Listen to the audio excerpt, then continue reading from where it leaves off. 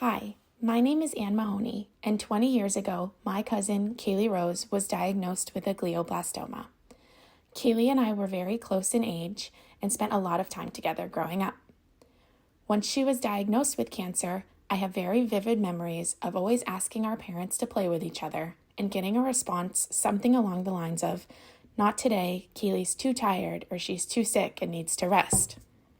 Fast forward 20 years, I'm working as an occupational therapist, teaching patients every day how to engage in their daily occupations. For children like Kaylee, their most important occupation is play. It's how they learn and grow and develop. I wondered if other children with cancer had the same experience as we did, being limited, so I started to do research on the topic. What I learned is that occupational therapy is a very underutilized resource for children with cancer and their caregivers. I am now conducting research on the perceived impact of occupational therapy services on the quality of life of children with cancer and their caregivers. Through this research, I hope to justify more occupational therapy services being used and close a current gap in care, ensuring that children with cancer have the opportunity to get the best and most well-rounded treatment. In order to learn about the perceived benefits, I've been interviewing parents of children with cancer, trying to learn more about their experience with occupational therapy, how they feel it benefited both their and their children's quality of life, and any current gaps in care that they wish that occupational therapy addressed.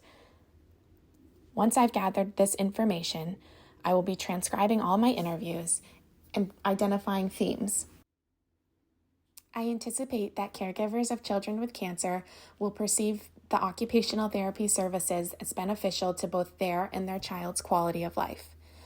Once all of my research is completed, I hope to publish my findings in various organizations and journals targeted towards both occupational therapy and pediatric oncology, such as, but not limited to, the American Occupational Therapy Association, the American Journal of Occupational Therapy, the American Cancer Society, and various other pediatric oncology organizations.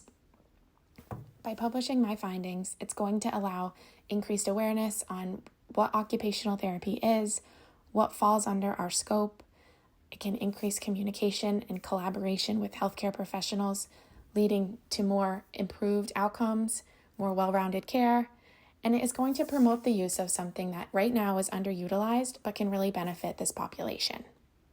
This can lead to increased occupational therapy referrals, increased awareness on the benefits, decreased current gaps in care. It can grow the occupational therapy profession and create more well-rounded and educated occupational therapists. And most importantly, it can provide the opportunity for children with cancer and their caregivers to have an improved quality of life. So children like Kaylee, who are suffering from a terrible disease, can continue to engage in their everyday activities and live a more meaningful and well-rounded life.